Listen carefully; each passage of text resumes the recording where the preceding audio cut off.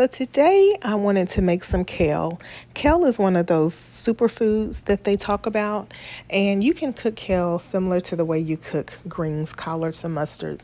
What you want to do is you want to first pull out the stem. Now, kale, the stem is not quite as thick, so like me, I don't like the stem. My husband, he'll cook his greens with the stem and just cook it down.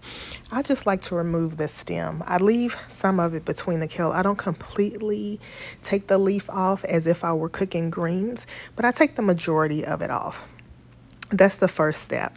And then after you remove the stems, you want to add some salt, and then I add water to the bowl, and then you just want to really, really wash this. The goal is to get all the grit out. Nobody wants gritty greens, gritty kale, no dirt, no ma'am.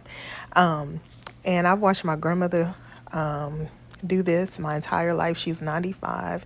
She would have 20, 30 bunches of greens for Thanksgiving, and she would be in the kitchen washing, washing, washing. And that's what you want to do. Really wash these good, then put them in a colander, and you really want to rinse them off to get the extra salt out of it. Nobody wants a salty green or a salty kale. And that's what we're doing here. And I really never had kale until about 9 years ago. I grew up on greens. So I didn't really discover this until into my 30s, but my children love it. It's a hearty green, so it's going to have a bite no matter how long you cook it. It's just the type of green that it is.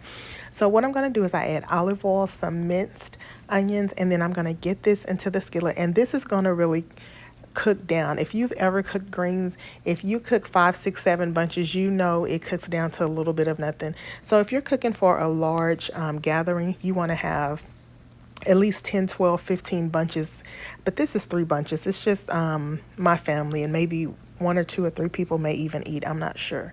So to this, I'm going to add garlic and pepper seasoning. I'm only going to start with a little because this can get salty really quick. You can always add more salt. You can never take it away. Just remember that. And so throughout this process, once it's cooking, I'm going to taste it and see if I need to add a little more.